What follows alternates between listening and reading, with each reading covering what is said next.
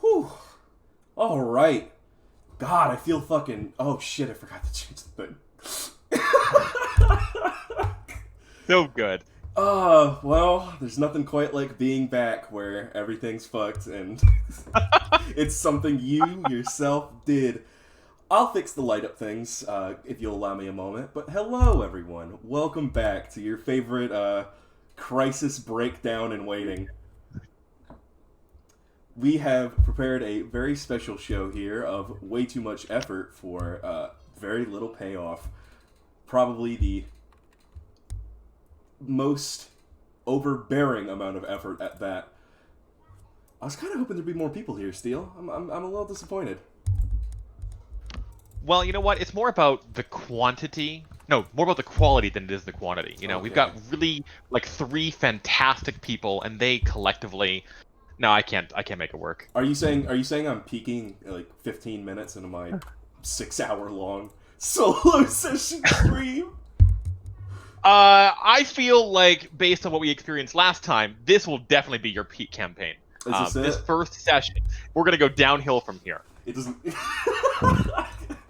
I've been saying that for years. I'm gonna take it a step further. I'm gonna start with my first little solo session. It's gonna go downhill after me. It's gonna go downhill probably immediately, but let's go ahead and get us kicked off. If you'll allow me to make a little blurb here and get some music started. Let's not play the tracks that make me spooky scared, very, very upset. Ah, fantastic. I'm immersed. Alright, welcome everyone to the Session 0 for our Chainbreakers campaign. For those who are not in the know and probably didn't see the little tiny blurb at the beginning of the Discord channel, first off, go join the Discord. It's just below. Go do it. You can talk to me and everyone else. They won't talk, but you can talk to them. Try it. What are you waiting for?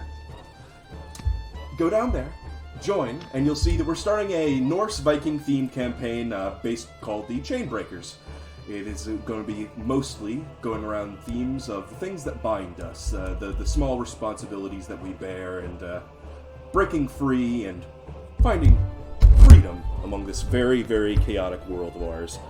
It's high fantasy and low fantasy, as there seem to be gods, monsters, and all sorts of things abound, but this is a story about people. And who better to start off with than our good man, Maeroc? Oh, hello. What would you like to know about Maeroc? Well, first off, I'm going to punch in the thing and see if your character screen will come up. Well, there's a big, bustling metal rocker boy. Look at him. I had to scour quite a few different Japanese art Reddits and what have you to find a Viking character that really captured how. Look, you're gonna talk to a bunch of characters here over the next like couple hours. They're gonna have their shit pretty well together, and Maeroc is on the far opposite end of that spectrum. You know, talk about breaking free of responsibilities. He's a character that can use a little of that. He's had a rough go of it, and I wanted a character look that represented that too. Well, why don't you start by telling me a little bit about Maeroc, especially his All right. title there, the Drang-Mantlhar. Yeah, alright, so where to start here? So, you will notice that genetically, he's got the kind of physique that, like, modern bodybuilders would kill for. But this is a fantasy Viking setting, so photo-worthy washboard abs and bulging delts, that's kind of the norm. So despite having a face that's like 30% chin, a lot of these looks are genetic. It's from the side of his absolute Viking badass of a mom, Tapsilworm wrestling chieftain father. It's all mostly for show. He's a hell of a lot faster than people give a big guy like him credit for, but that's really about it. There's going to be no chain breaking from this man. And this is both a blessing and a curse for him, because it aids the part of his life that he believes is his purpose and his hobby, that of being a Mantlhar, which is a warrior that steps into the shoes of the great heroes that came before him and perished gloriously right before their deeds were complete. And he, in turn, ventures out to finish what the champions of old did not. The name can be closely translated to be like little fish that wears the clothing of somebody bigger than them, and that should pretty much tell you that it is not exactly a beloved profession. It's rather looked upon somewhere between a garbage man and a LARPer. So what you're saying is that you roleplay for a living. That is 100% correct. Yeah, he is sort of the Viking equivalent of an actor, where he will try to live out the grand stories of the people that came before him, and he's extremely good at it. But it's like a really shit job in general. It is not, doesn't pay well. And so this scarred up visage, and he is indeed very, very scarred up. He's got deep gashes on his skull. He's got winding tattoos.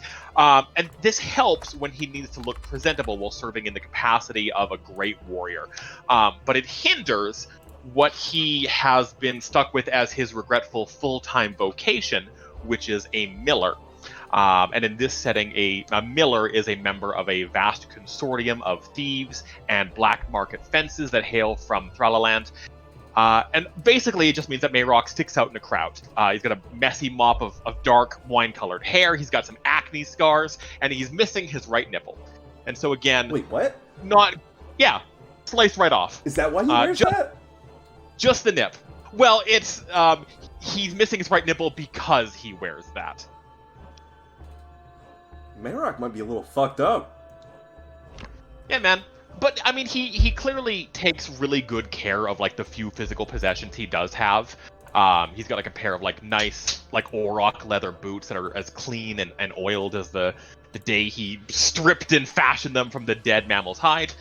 He's got a nice little waterproof vellum tube with a half-finished map of the continent in it that I just verified with our GM is okay for me to have. And the last thing that I want to mention about Maeroc is that it is also very clear that one of his eyebrows, also the right-hand side, same as the missing nipple, has been mutilated, burned nearly off, and he has had it corrected by getting a tattooed eyebrow instead. Maeroc has had some bad days. You've given me a lot of pebbles in my hand to throw at things, but let's just go ahead and jump right into it, Maeroc.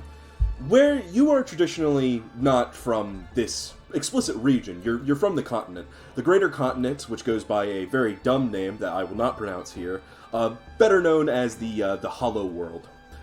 You come from a subsection of that continent known as Morningstadt. Is that correct? That is correct. Although I do want to ask you really quickly, how will I ever know the lore of the world, what the world is really called, unless I hear you pronounce it? I hate you. Let's go ahead and give it a crack. I need to... Ah, fuck. Alright. This is... Do it! Tomsheim. One more time? Tomsheim. You just sort of sound like you're a Native American, just sort of like shouting the name of his kid. Tomsheim? Yeah, that's about right. Okay. You've come from the land of Morningstadt. You are a notorious miller. A miller, as you may understand it, or as you had explained, does not expressly handle the milling of wheat and grain and other such things, though it does have its tradition and its roots in there. Instead, the Millers Guild has developed into something of an organized group of crime. These people who have great fingers in every community with notorious power with the guard because they who controls the food controls the power. This has developed into something like a fencers, thieves guild, just organized crime syndicate, all over this continent of ours. Right, the continent's called Thrallsgard, the world is called Tomsheim. I don't know my own shit. It's all good. That's fine.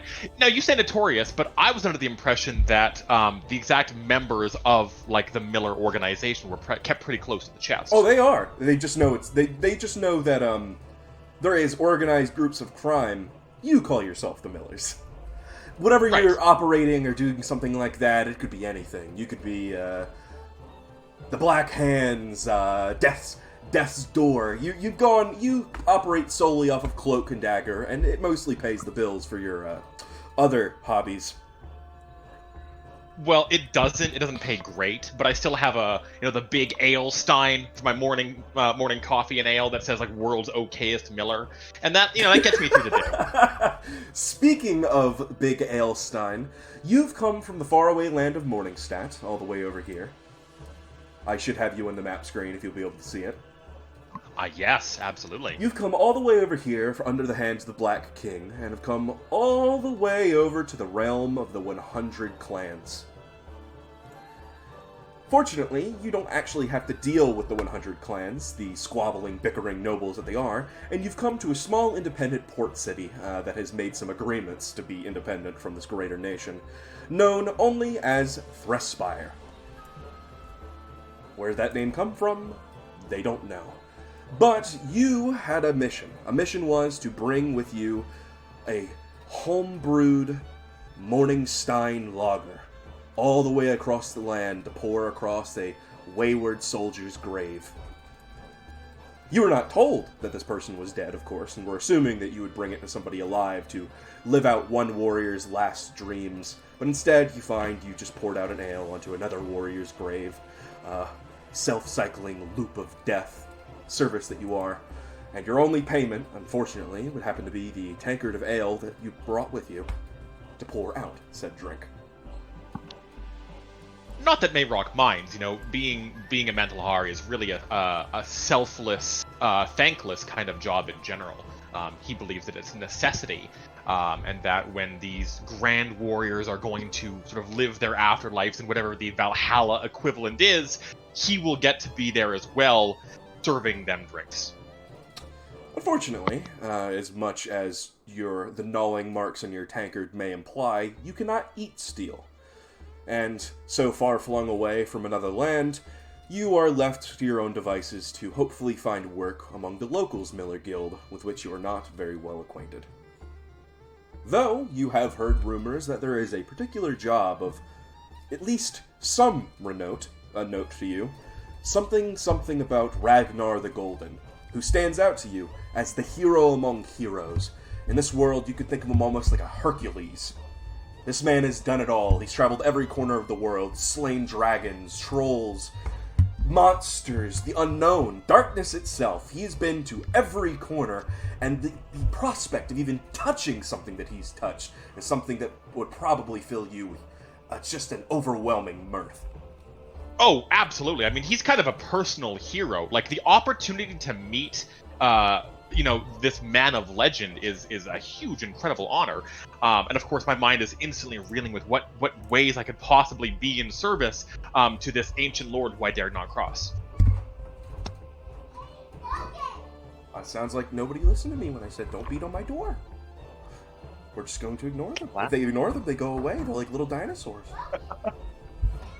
These gotta be velociraptors. So, you gather your things the best you can, left with only the slightest rumor, unless you'd like to inquire a little bit further, and come across the Manticore's Tail, a small tavern in the middle of Threspire, to which houses the local miller. Their name eludes you, unfortunately. Would you like to make any checks as far as see if you know this person, or they're very well acquainted with you? You know what? I don't tend to ask too many questions. I would like to know how outranked I am in this particular case. What kind of check would you say that would be? That's actually a really good one. I mean, it could be a knowledge nobility. I mean, because in the strictest sense, but I would say like a knowledge local. Let me ask you this. How about I want to rephrase this here real quick. It is a fairly uncommon thing, as I understand it, for the hierarchy of millers to be like giving out jobs from one to another if the payoff is really good. So for me to be getting a job like this, which again for Lord Throki is a big deal, there's got to be a catch. So I would like to go ahead and roll, I guess, insight to see if I can sort of figure out what the catch is. But there is no insight skill in Pathfinder. I do want to stop you there, as there is no, you've heard no mention of a Lord Throki. Oh, I'm so sorry, pardon me. I am... Excuse me for just a moment, I'm sorry about this. Yeah. Just entertain them. No, it's fine.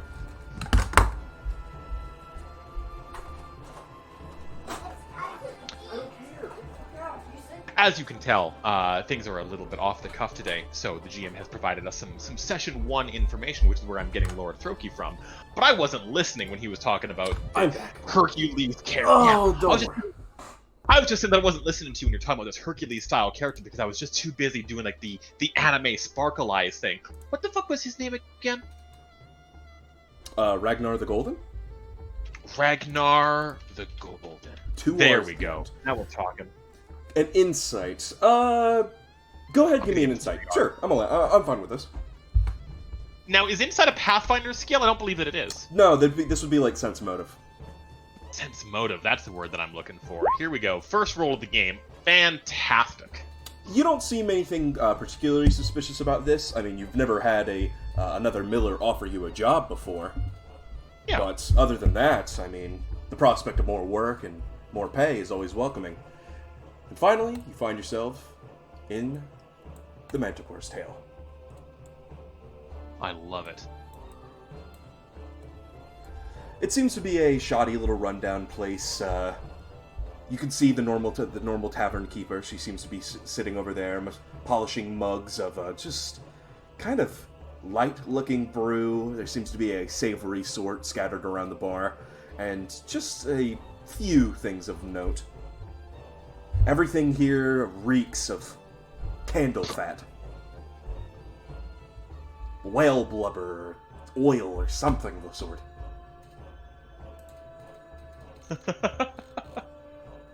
Okay, whale blubber candles, I got it. Thriving industry. Also, it's very clear that the Critical Role style NPC tiefling over there is my contact. Would you like to investigate further? Well, I feel like as much as these generic bearded Witcher men have plenty to say here at the bar itself, I know a fellow Miller when I see one. And correct you are in saying that this is a fellow Miller. On the approach, what do you offer as a greeting? I don't. Again, Maeroc is sort of a man of few words. If it looks like this contact is currently eating or drinking something, then I will stop by the bar to just quickly reorder a round of whatever he's getting, wait for it to be done so it's not being taken over to interrupt us in the middle of the conversation. Keep him waiting for the minute and a half, however long it takes, and then just walk over there and sort of refill his drink or refill his plate. Nothing for myself. Sit down, like legs splayed far apart, both hands on the actual table itself so he can see that I've got no weapons or nothing that is problematic for him. Greeted as equals, and just wait for him to talk to me. So did you say you refilled his drink and whatever he might have been eating too? Yeah, 100%.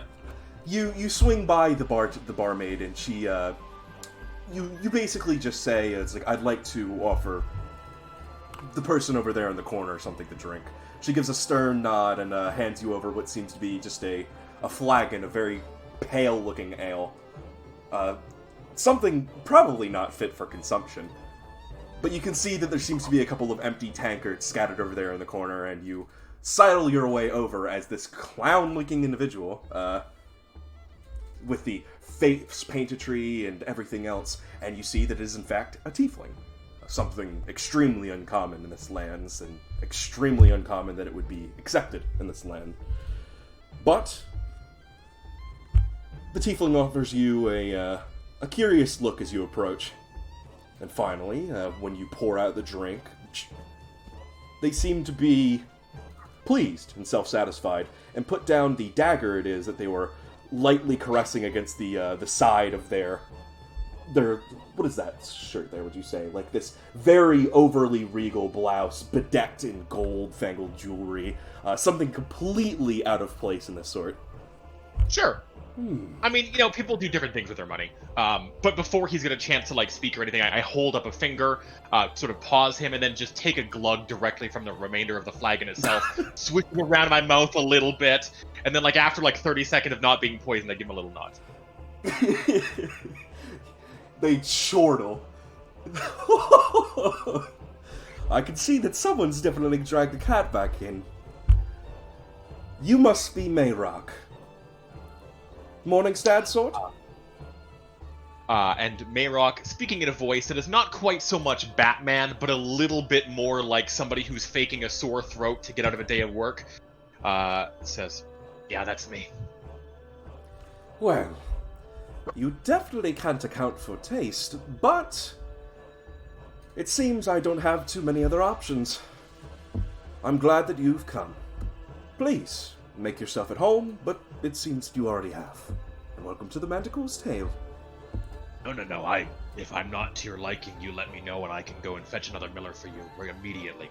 Unfortunately, there are not many other millers around. There are other concerning matters as of late. They scratch the back of their heads, looking a little bit exasperated. But come, there's no time for that. I'd like to put you to work immediately. Yeah, tell me details. Sure enough. You heard, I'm sure, that this has to do with Ragnar the Golden. Famous heroes of late, the strangler of the three snakes. Actually, I heard it had to do with Lord Throki, but I've been corrected since. Ragnar the Golden, yeah. Lord Throki. I do wonder where you've learned of that name. Oh well, I'm sure that it won't be relevant. Yes, I'm looking for a certain item, as it is for a client. I'm sure you're skilled in these matters. You don't definitely look like the stealthy sort. Yeah, I could fool you. I'll take your word for it. Right. As it is, I would like to retrieve a key. Alright, sounds simple enough. I imagine it's from somebody who's going to be attending some kind of event being held by Ragnar the Golden, then. Attended by Ragnar. You are a funny one. I do wonder where they drag in jokesters like yourself. Oh, yeah, I no get that offense, all the of course. time. No. As it is, it seems that though this item, a key, it comes from a long storied history. Something about a frost giant and a deal that was made and how he struck it down. The point is, it looks like no key that I've ever seen, and a very occult client would like to have his hands on it. It seems that this key has fallen into the hands of a less than reputable sort. A cultist, if you will. So that's quite the name to be bandying about. A cultist of whom? Normally, as much as I'd love to say a cult of the outsider, it seems that this is different. It seems to be that it is some sort of extremist cult of the Oculilian. You know of the sort, yes? Only in whispers, and just broad terms would help. You're from Morningstadt, and you don't even know about the Oculilian? Well, I suppose you probably spend most of your time bandying about and just trying to work. I hear about how sparse work is over there. Well, the Oculilian, how do I even place it? They're a god. Well, of course they are. They're a god of great renowned popularity. They've been expanding at a forthright pace. Some say they're about to overtake even our own gods. I'm skeptical, of course, but well, their god inspires a maddened sort of individual. They say that the sun in the sky is his very eye, and he's looking down at us with a great scorn. I can't imagine that our own gods, Wolin, would allow any kind of takeover to occur.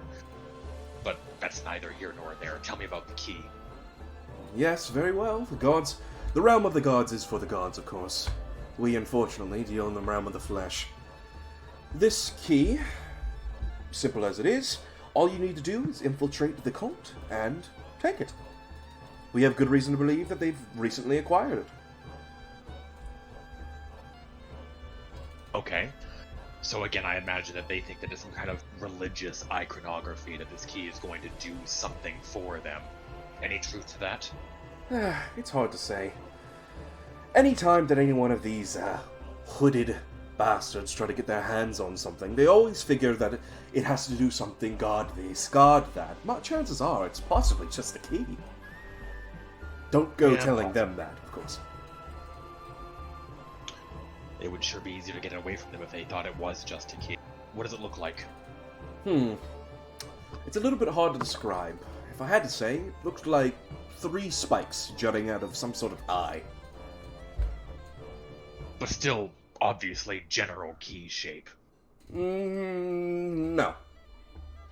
More of the potential usable weapon sort. So, we're just saying key because you think that looks better on a job listing. What we're really talking about here is some obvious cultist artifact. No, it's most definitely a key if my client's description is anything to go by. Interesting. Just, All you right. know, not the sort for doors and the like. Yeah, I'll get it done. And what does this pay? Allow me to review my books here. She pulls out a leather-bound notebook, which you can see has seen extreme use and wear. Let's see. Yes, of course. 5,000 gold pieces for the lot, with additional instructions to be delivered once you receive it. I'm sorry, are you at a loss for words? Well, it's customary to haggle upwards a few hundred, but honestly I was coming in here expecting 1,000 at most. Of course I'll take it. You've come a long way, country boy. Good. Then you can begin now.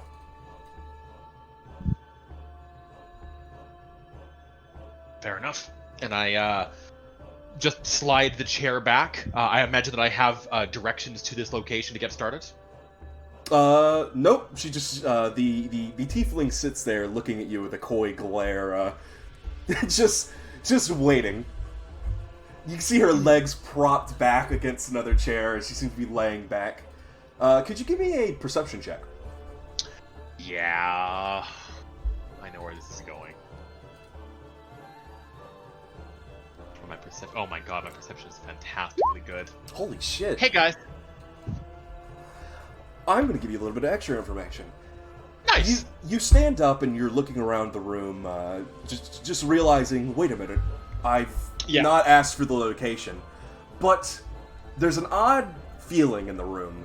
You look around among the different patrons, and you can see that the tavern keep seems to be constantly throwing eyes back to the corner where the tiefling seems to be sitting. And a number of patrons seem to be just veiling daggers just barely beneath their clothing. The tiefling herself carrying, you can see a number of daggers, 3 on either side of this very regal and very interesting looking attire, seems to be looking back at you with a coy glance. Didn't you want to ask where, perhaps, this might be? Yeah. Okay, where is it? She raises a finger, one very well-polished nail, mind you, and taps it against the table 3 times. Then retreat your hand back. Maeroc sighs, says, yeah, this wouldn't be the first time, and sets his hand, palm down on the table itself, just hairless and waiting. Somehow, a fight does not break out in this tavern, as the tavern patrons most definitely keep a stern eyes on the stranger, but you realize that the whole area around you seems a little hush-hush, a little bit too hush-hush. For a very brief moment, it seems as though this terrain has been deafened, or at least a field of silence of some sort. Now, am I still able to speak and be heard by the people around me? Yes, this isn't like a traditional. I'm not saying this is a exact spell. It's like speak inside, no speak outside. Blah blah blah. That's why I asked. All right, fantastic. And Tulipon goes back to. You can see the tiefling whose name you haven't asked. I said Tulipon. I haven't. Mm-hmm. She throws back another tankard of the piss ale, and you can see she visibly spits it back up, and wipes her face with just a complete terrible glare. That was spitting that.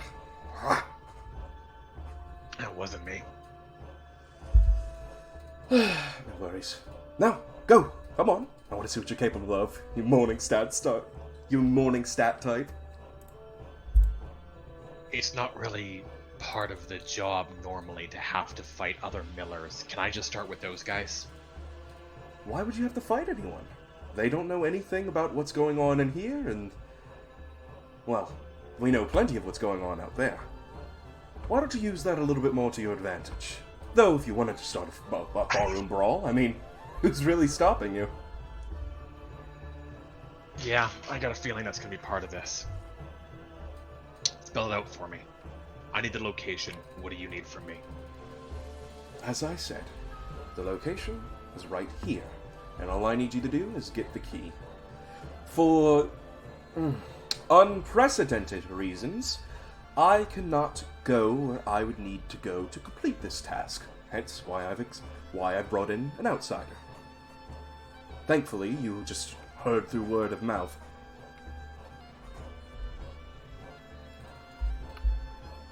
Yeah, I'm sorry. I'm more of a traditional human, you know. We don't have a lot going on upstairs. These blue eyes, glacier slow. It's a good analogy. She gives another chortle and just slides back to the tankard. Well, I shouldn't have to help you too much, but I am here if you need me. Fantastic. Thanks. And he gets up from the chair, makes his way back over just to the door, just to take a good long look at the cold outside, see how far sort of the silence extends, if the world outside has changed at all. No, it doesn't seem that the world outside has changed in the slightest. It seems that this seems to be some sort of spell that's mostly localized around this little area. Interesting. Okay. You're not sure when it was cast, but you know that a spell had been cast. Got it. Understood. So she was referencing the key from the cultist is in this building here. Mm-hmm. Neat. Okay. Thanks. Then yeah, when Maeroc finishes opening the door, double checks the outside, just closes it back up, rehinges it with like whatever kind of lock or bar, whatever is there, and then sort of makes his way back over to the bar and just sits down between these two men right smack dab here in the center. Something you need, stranger? Actually, precisely that. Now, I don't think either of you gentlemen is going involved, but I've heard that there is about to be a religious disagreement occurring on these premises, and I was hoping that one of you might know something about that. Ain't no disagreements here, outsider. Just one too tall, odd-looking fellow that should rightly go back from whence he came. No, I will, but I've got a real strong feeling that somebody, and it might be me, is going to wind up getting stabbed if they ask too many questions, so I'm trying to keep the overall number to a fairly low minimum. The stranger on your right is going to break you off, and you can see he pulls his dagger clean from his shirt and just rams it down on the bar in front of you. I have a feeling you're right.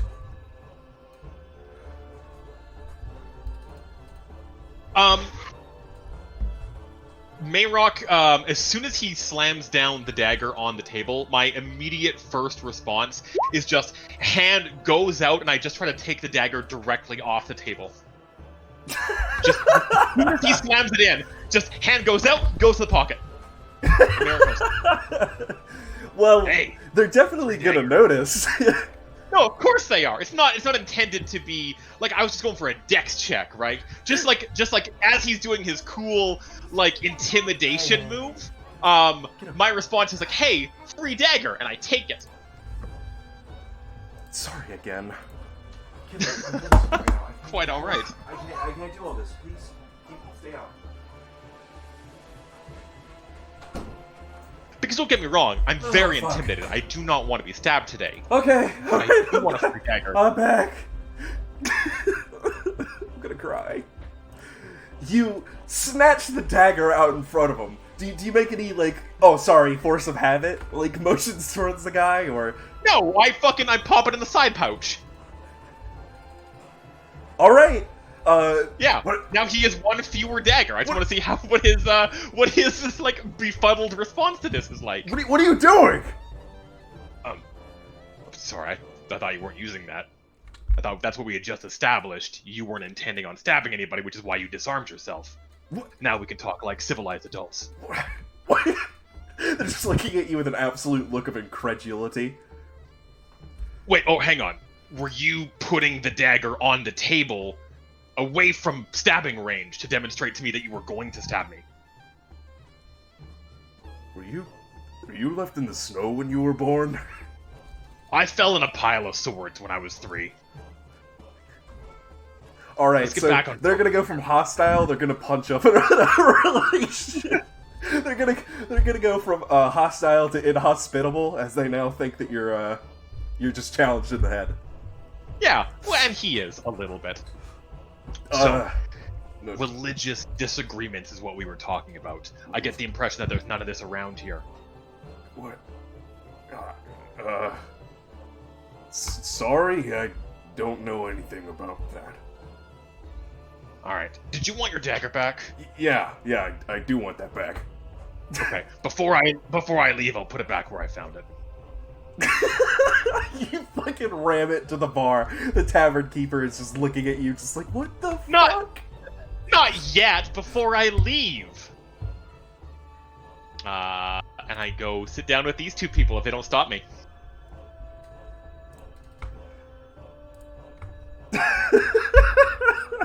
The 2 are just looking between each other like... Yeah!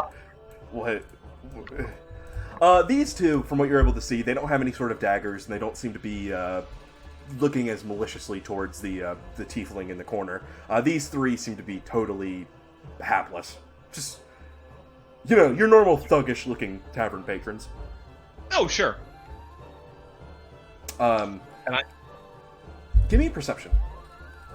Sure. And as I walk over and I say, I'm not interrupting anything, am I? I might be rolling too many perceptions, but it's okay. No, it's fine. I'm not good at it, so we're just all across the board. Yeah, that's not going to be enough. You can, as you walk away, you're able to hear some slight whispers from the 2 fellows, and they both get up from their position at the tavern, and both make their way upstairs.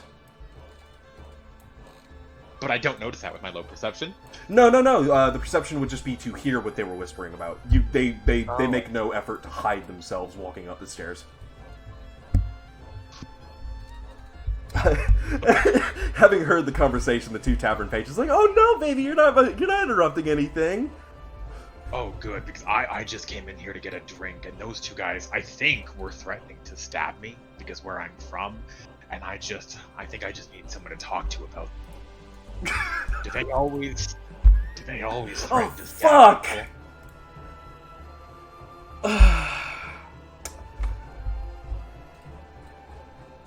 I may have just cut out the stream thing. I need to reset. The stream's not cut out. It's the fact that I have the view for the stream is cut out, the recorder. So I need to very quickly get that back up and get that back up running. Fantastic! I can see we're already gonna go overtime, but I'm not stressed about it. It's been my first time streaming in like 2-3 months, and it's enjoyable enough. I'm having a good enough time, so let me go ahead. Yeah, listen, I knew who Maeroc is and what he's all about, and like when you're like, I'm gonna start with him on this fucking vision quest, I'm like, oh boy, you're no, this is fine. Though. This is all planned. Okay, good. It's not the. I'm not using the wrong mic, am I? Huh. It's fine. It might be the bulb mic that I'm using. Oh, fucking, who cares? Did you know a child is only worth 89 pesos? No. Alright, go ahead and just throw like 14 rolls into the chat for me, please. Sure. Let me go ahead and show you all my good rolls here real quick. Thank you very much. Alright, in the interest of expediting time, you have a good chat with the patrons who are now going to treat you like you're a little bit damaged, and you manage to score a free drink out of it. Who they seem to be pretty nice and respectable people. Sailors, believe it or not. Oh, sure. No, I'm just making sure that they're aware that if there is any kind of violence that's about to occur here, Get out. they're not going to get involved. No, they just said it's that kind of neighborhood, honey. Okay, gotcha. That's good to know. Powerhouse. Well, I'm gonna go take one more quick walk around the building here real quick, just to make sure that there are no second-story windows that could lead to somewhere that somebody could like jump out of or be thrown out of and finally manage to like get away from in that second story. So I go for just a quick lap around the house real quick, around the Chimera's tail. You're able to go upstairs, and you'll find that there seems to be... I'll give you a small detail of the rooms. First off, there seems to be a storage room in the back center room from where you were before. That seems to be behind the tavern keep. Presumably they keep... Vinny, what the fuck are you talking about in there? Talking about RuneScape. If you go upstairs, you'll be able to find that those two figures from before had actually left that little area and seem to have tucked into rooms of their own, each seeming to be preparing or doing something. But there are some second-story windows. You can see them up above from the thatch, and there seems to be a long window from this hallway. Okay, fantastic. I'm going to scale the exterior of the building, and come pop right around a window, like right about there. Which way are you going to scale? I have no idea what you are asking me. Like, so what window are you exiting from, and how are you wrapping around the building? From the outside of the building, which I imagine is, very traditional wood and stonework. From the outside of the building. So you come out from the first floor story, and you come back out. Right. Okay. Yes, correct. Just straight up, then? I believe so. Yeah, I'd love to do that. All right. Okay. I guess we're doing roll topless today, because I'm going to need you to give me a climb. It's going to be pretty easy. Okay. Yeah. I'm going to go ahead and add a 1d6 to the roll, just to be safe. So it's an 11 total. Yeah, it's a pretty easy thing to hold, being a thatch and wooden building. And you climb back up, and you find that the two men had entered into that room. Oh shit, that's the wrong tool. The two men that had entered up into that room, you can see that they have redecorated themselves. Cultist attire. Each seems to be bearing some strange-looking hoods and very odd-looking masks with some cutout eye holes. And each makes a move to pull at the rug underneath the bed. And you can see that there seems to be a small, little hole to get into the side room. And each of them retreats into this room. Also, I should probably put you here. There we go. Fantastic. To clarify, what was under the rug? So they pull back the rug, and it reveals that there's a small a hole, just a way to get into the other room. Basically, it seems like it's kind of like a hatch, and it's part of. Oh God, I'm struggling for a way to explain it. Are we talking like a lever or a tunnel? Think of it like the first floor and the second floor have a gap between them. They have now opened a hatch to get in between that little crawl space and open up into this next room. So it's a hatch. Fantastic. It's a hidden hatch. Okay, fantastic. I will. Is this window available to be open from the outside? No. It's just plain pane glass. Okay, and if I quickly just whoop whoop whoop over to the next window over, am I able to see anything in this room, or is it completely sealed up? You come into this next room, which seems to be some sort of luxury guest bedroom, and the two men are gone. That's fascinating. Cool. I break the window in this room and enter. Very stealthily, like a rogue.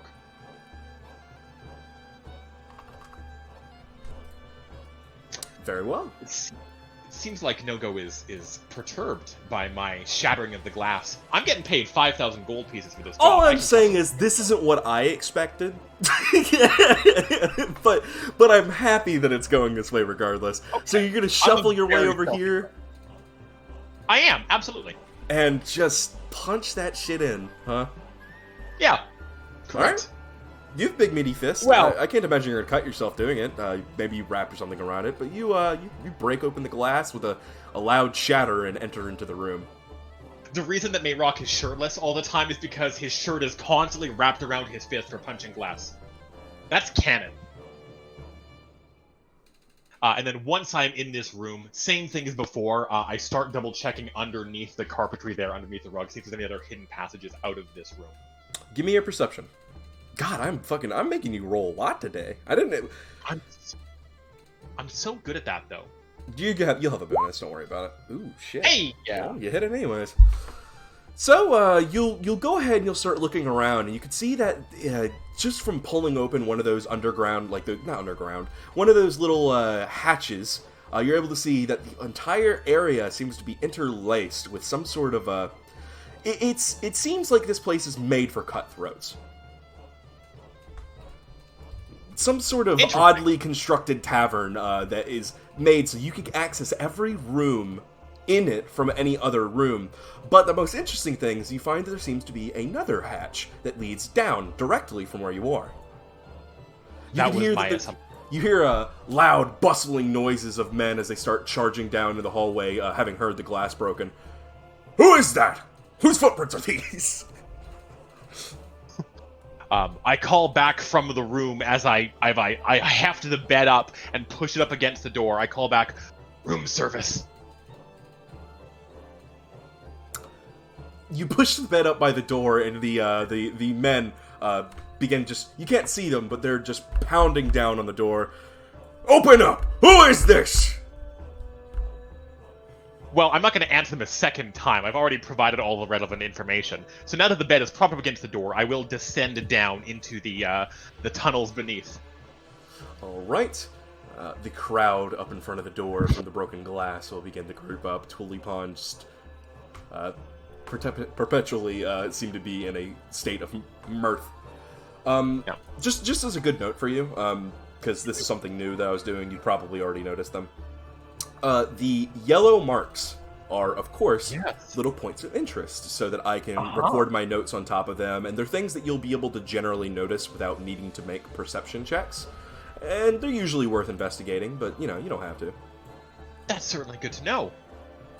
What is the... Oh, shit, I've discovered one. Alright, cool. So they have run outside, which was my primary concern when I had fucking done the little scout around the building. And now... confirm that is going to be the case when I pop down into what is obviously like a wine cellar or something. I imagine the opposite door is open. No, in fact, you can see that it seems to be locked from the other side. Neat. And these barrels that have this large World of Warcraft exclamation quest giver mark on them. Well, generally, I would state that this would be something of a very odd-looking distribution of barrels that seem to be all pushed up against the wall, like not even accessible. It seemed to be masking something or another. But you have a pretty good guess as to what it is as you take these big casks of piss brew and slide them off to the side, and you find what seems to be a large stone door engraved with emblems of the sun and many eyes all over. Oh, that's fantastic. And that is still sealed? If I go ahead and give that a good push or pull? I imagine Eric's the kind of guy that, if it's a pull door, he'll push it for, a good 2 or 3 tries before he tries to pull. And you will pull it. It's a pull door. You pull it out. Okay. I mean, if it was a push I'm door... just saying that I lose 10 seconds of time where Maeroc does try to push it quite, longer than anybody should before the pull happens. God, what the fuck? Vinny, I hate you. Alright. Let me go ahead and grab your token as you're going to descend down further into the basement of this little beer place. What is it? Wait, you got a third map for this? Oh, absolutely. Oh my god. How stealthy are you trying to be? Oh, I mean, he's always way lighter on his feet than people give him credit for, so I am definitely moving at full speed, but quietly. So I'm going to take the penalty to my stealth check as I book it down the hallway. Go ahead and give it. Very good. You're going to be able to descend pretty easily into the chambers of this here place. It's easy to see now that you're at the entrance to the small cult hall, but there seem to be a number of figures, none of which seem to be looking at you, and a rushed and haggard figure comes over to another. Master! Master! There's someone asking about the Ocurelian! No one could know that we're here, fool. Quick, disperse yourself back up before someone gets suspicious. You're supposed to be a lookout.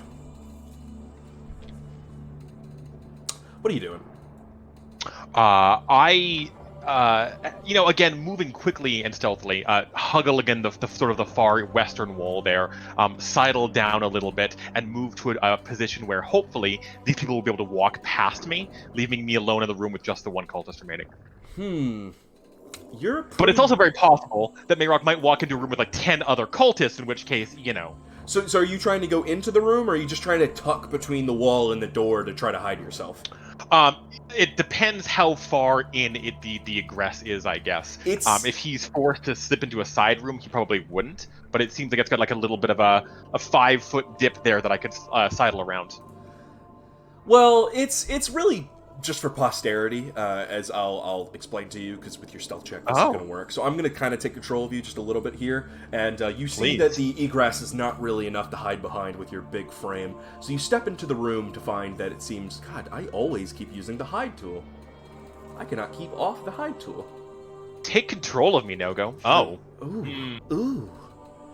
And you slowly enter into the room, making sure not to give the heavy stone doors a creak, as you see that there seems to be a cultist chanting a large Aum, Aum, completely oblivious to you as he stares directly towards the wall and staring at a bunch of murals of the sun that seem to depict the sun blasting down rays beneath you, smiting enemies, scorching the non-believers.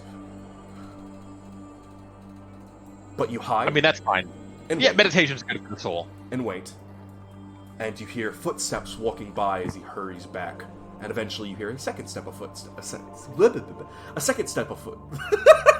A second set of footsteps. And Can you believe this guy's a professional GM? Wow. I don't get paid for this. The only reason I get paid for this is if any of you pay for this. All 9 viewers, please be sure to donate at on my Patreon, makingshittygames.com.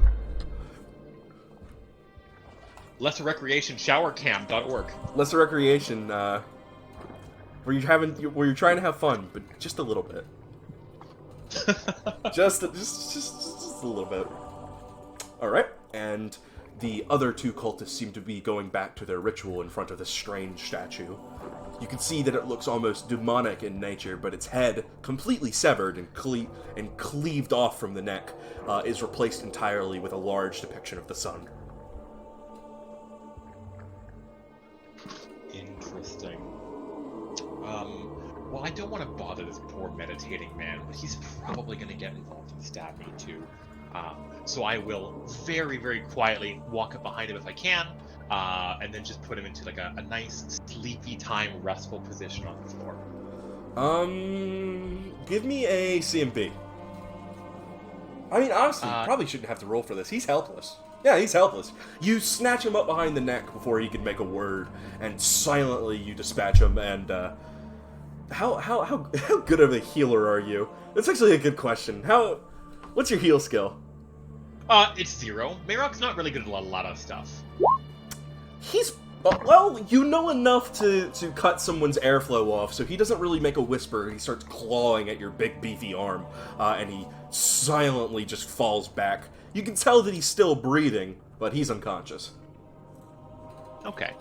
That's all I was hoping for. And then... Don't you appreciate stealth gameplay where it doesn't take 4 hours? Yeah, same thing. I will just move into the other side room here as well. Again, he's very meticulous, just making sure. Alright, you see in front of you that's still... And this is the room where there's 10 cultists. Oh, fuck. That are all grouped around the computer around, like, onlyfans.com/Nogo the Sunlord. Oh, interesting. Now, I know that this is not the most immersive, or the most exciting gameplay is to watch me move my token around a little map here, but, I mean, if they're gonna have a hidden room, I have to check it out. I'm having a good time. I don't know about the rest of them. So this is a living space then? That like somebody, one person I guess has a bedroom? Yes, from what you're able to see, that someone has tucked just an actual wooden bed frame down here with a number of pots. Again, the walls seem to be covered in these heavy depictions of sun and solar imagery, and you find that the cult master has kept something of a small journal. Interesting. Well, I don't make it practice to ever read journals for any reason, but I'll tuck that away for later. All right, you tuck away the small leather journal into your bag, adding it to your inventory, and I'm guessing you're going to want to go try for the second door? Yes, you'll check out the end of the hallway there and take a peek there as well. You come into what seems to be a mostly empty and unused room, a couple of supplies. You can see that there seems to be big barrels full of whale oil. Just way too many for a tavern of this size. Fantastic. I toss the journal out in the center of the room there, and I will grab one of the barrels of whale oil and sort of just roll it over to where the journal is located. Pop off the lid if I can, so it begins to the blubber and fat begin to just like pour around in a nearby area. It's like he hates me. Okay, you grab onto one of the big barrels. It's more like a cask, really, so it's not really too much effort to hold and haul around. You take the whole cask and pouring it to the center, and just let the whole area. There's a big smattering of whale oil around here, and fantastic. It smells awful. And then I noticed that because these people are so deeply into the religious iconography and worshipping the sun, I can't imagine they wouldn't have fire be part of their ceremonies. So I am taking a look into find something that lights, no doubt, the incense or the candles that once again fill the small person's living quarters. Mm-hmm. Definitely. He's got a number of just wax candles and other sorts of things. You're even able to find some flint and steel. Okay. Fantastic. And then with the flint and steel in hand, I will take the lid of the whale cask, and I loudly roll it down the hall so it bops against the far wall while I sit in the bedroom. I wonder why I did that. It's kind of whack. I'm sorry. Just give me the briefest TLDR of that again. Sure. So flint and steel in hand. And my own hands, fairly oil greasy here at this point in time. I roll the top of the cask down the hallway loudly so it bumps against the far wall. You do so, and it seems that the few cultists that remain are going to come forwards, and you find it's only two. The master of this here cult, you'll be able to identify him by this little red dot, and one of the apprentices that seem to have been meditating or performing a ritual with him. They come over and they see, all right, who's messing around? Reveal yourself at once. They're expecting me to respond, but I don't. They are piling down the hallway. Right. I'm going to roll a dice. Mm-hmm. I'll roll it publicly. Please do. Please. High is good. If I can get my dice right. Oh god, I'm a fucking mess today. And the two cultists bypass the door entirely and whip into this room, daggers in hand. That's fine. As they do so, I light the flint and steel, and I move quickly and quietly behind them, and I light the hem of the one on the right's robes. Would you like a stealth check? No, I would not. I'm gonna do it anyway. And then I fucking scamper my ass back to the room and I quietly close the door. Oh my god. I'm gonna need a reflex check. No, that's totally fair. Hey, you know what Maeroc is actually really fucking good at? Is reflex checks. Show me. I want to. Maeroc, it's a delayed response. I can't believe I let you get away with this without any combat. Okay. It's well, a delayed I'm not gonna response. But you sniff the air for a moment, waiting to hear the little bit of smoke. And thanks to the great acoustics of a stone temple like this, you hear Master, do you smell something? Hey, what's that? Wait! And the oil catches flame almost immediately, and the seeping oil trail that led back to the large storage, the overwhelming cast of whale oil, explodes.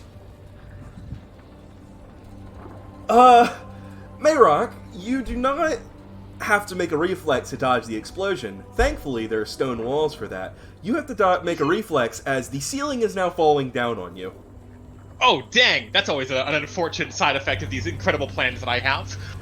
So I had put my shoulder to the door, again, to, like, seal myself in the room with the idea that the flame would be funneled down the hallway. And when that becomes a problem, Maeroc, of course, needs to leave this room, struggles for a second as he pulls the door a couple of times, pushes the door before remembering, and then fucking books it out of there. You come out and see that the cracks in the walls and the various seepings, that there seems to be big plumes of flame starting to spread around the temple as this low leaking whale oil starts creeping its way all over through the ventilation. And fumes have begun to plume out and are threatening to choke you out. You have to be quick. Oh, he's very quick. As mentioned, faster than he looks. But Maeroc says, yeah, definitely should have read that journal, as he races down the hallway and then just quickly basically checks all four sides of these passageways to see if there's any kind of, like, big storage room or anything of that nature that might indicate a place for them to... Oh, yeah, like that. Like that.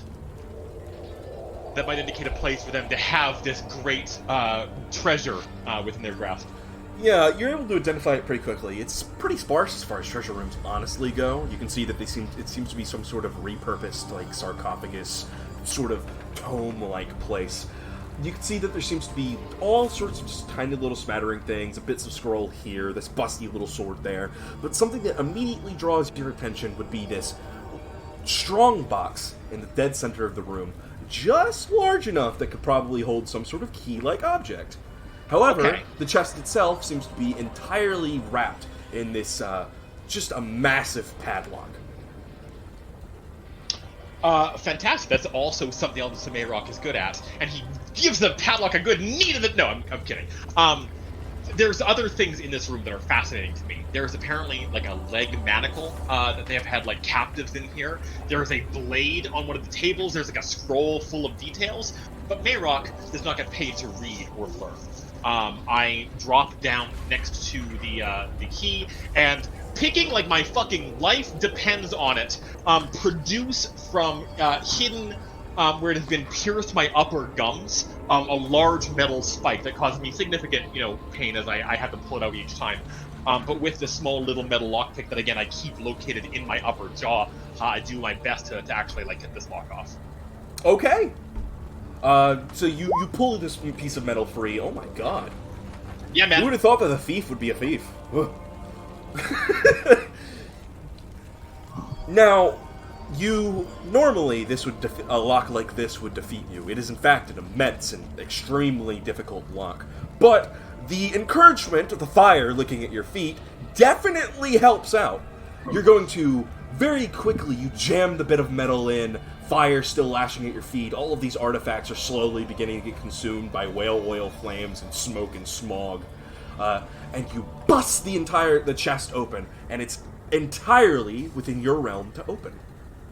Fantastic. There is going to be plenty of time for me to fail opening locks in this campaign. I'm going to go ahead and predict all of them after today. But for the time being, I pop this open expecting to see a cool 3-pronged key.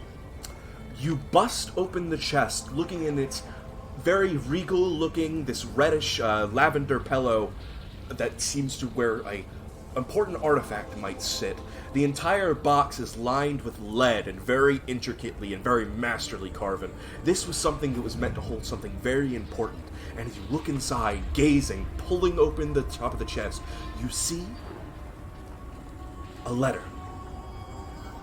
I take the letter and the lock, and assume that this is what I've been sent here to retrieve. I do not read it currently. I just book it out of the basement as fast as I possibly can. You know, I was really hoping I was going to use this. This is going to be for a different guy's intro. I just want to let you know this. Uh-huh. No part of this was meant for your eyes, for anything. No, fine. Let me very quickly deal with some... How many hours do you think it took you to make these cultists like stat it up and gave them attacks and stuff that are balanced? Not that much. They're Okay. they're reskin bandits, I'm pretty sure.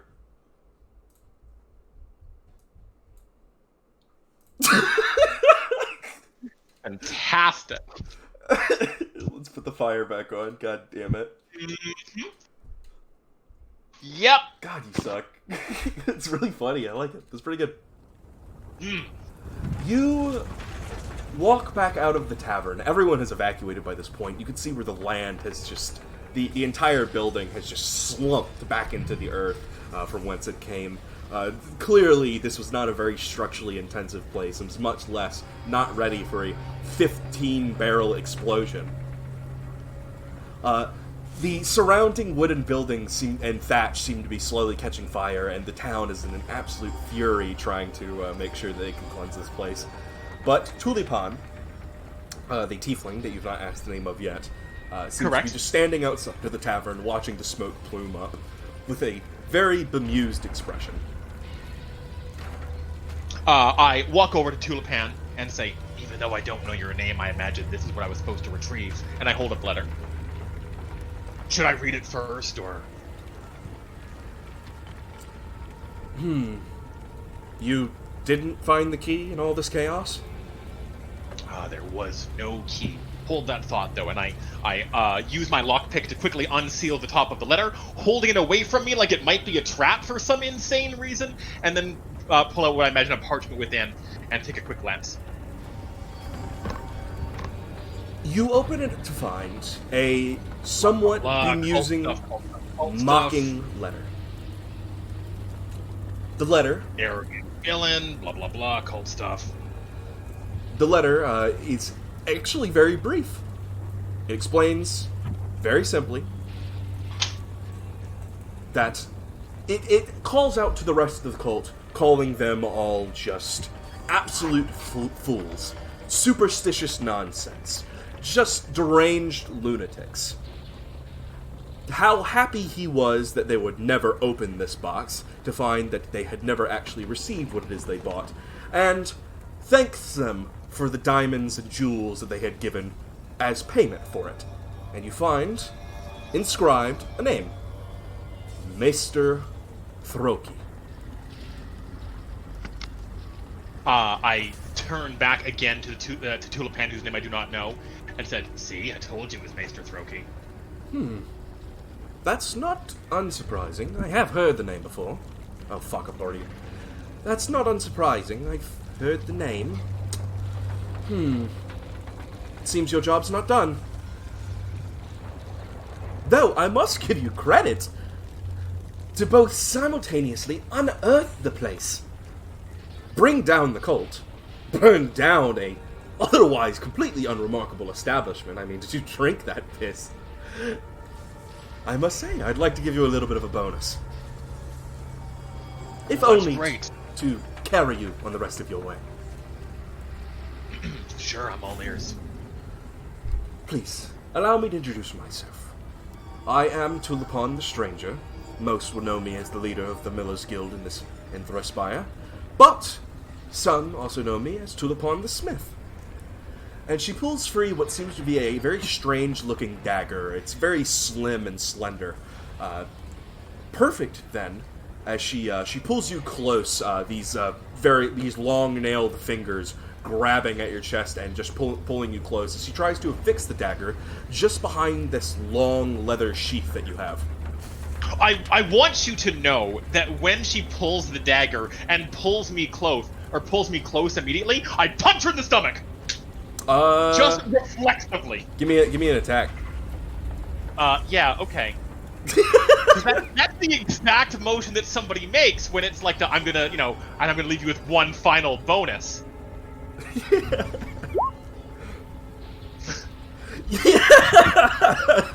You Slip on the ice. You looking at me, bitch?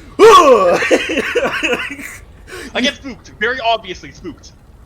You throw the arm, but she tucks the dagger just beneath your chin. You can see the body just twist and contort down upwards, and it's like, listen, not that kind of present, not today. Again, I do like your spirit, though. Okay, because Peace, I've been on Maeroc. I've been attacking. Peace. I've been attacking cultists for the last hour. I'm like at an 11 out of 10 right now. She pulls you closer and takes this little dagger, and she tucks it and pins it just beneath that the long leather strap that covers your chest. Here, Love it. something of my own design. Hopefully, it should be a little bit more difficult to find.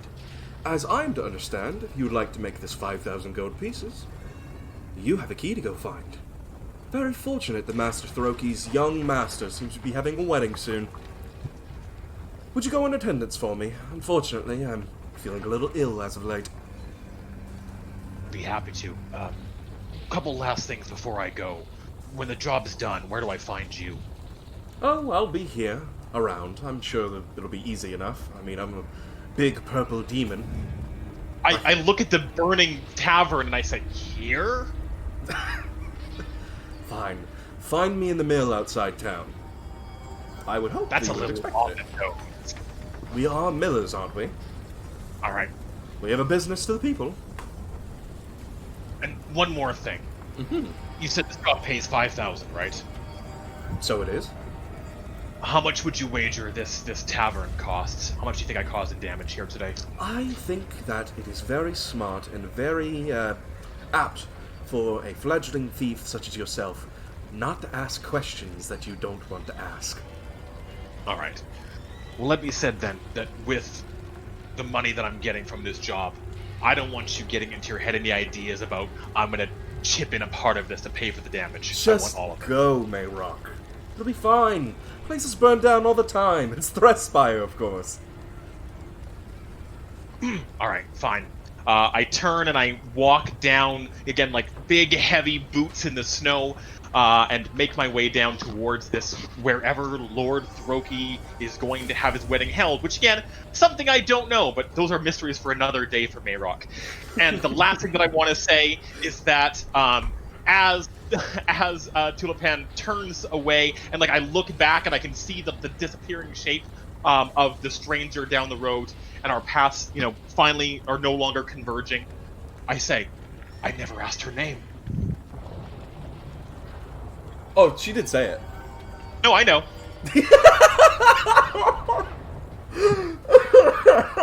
I'm the rogue! Alright. Maeroc the Dull, unfortunately. You definitely have a journey ahead of you, as you're going to be attending the wedding. Hopefully as Tulipan, but we'll see how far we get with that. Absolutely. And with that hyper-competent bit of the storyline behind us, I bid you adieu so you can take on the next person Not under your wing. quite. I want to ask you a couple of things, because this is still a session Yes! 0. Ask me. How was that to your liking? Did you like the little session, the little beginning thing? I felt sad that you didn't fill my my session 0 with sound effects from Metal Gear Solid. And if you could remedy that for the future whenever I'm on I did it for screen, someone that would be else, so fantastic. don't worry. Oh, okay. But Gotcha. anything you want to cover as far as expectations, other sorts of things, what you're trying to get out of the game? Are you just trying to look to be bumbling man Maeroc, being the big goofiest boy in around? Is that your goal?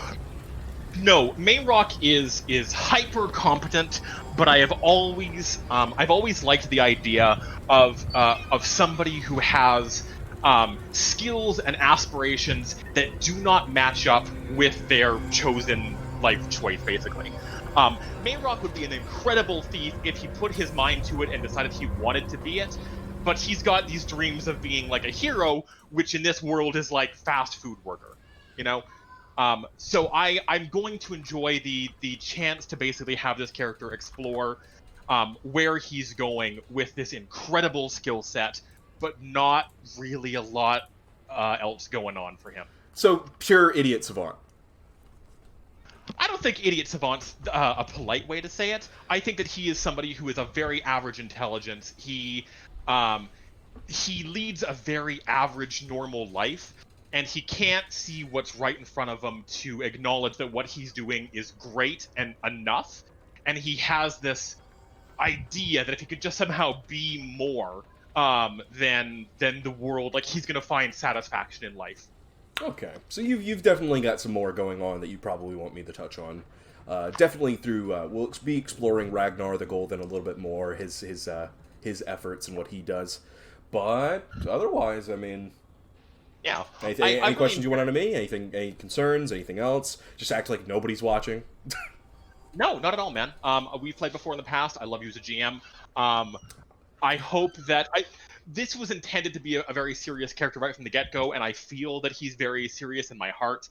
You'll get a chance. Let's not let this stain it. It is a fun. A great session. It is a great introduction to Maeroc and his skill set, though. Let's not lie to ourselves. No. Absolutely. This is who he is, and he's always going to be this way. I just want you to know that even though I recognize that he's a little comedy relief, that's just me. I can't play characters who don't have that. I don't see him as being a joke character in the slightest. I love my boy. I'm excited to see where this adventure takes him. All right. Well, thank you very much. And I'm going to steal the fuck out of that key. Go fucking ham, my man. All right. All right. Thank you very much.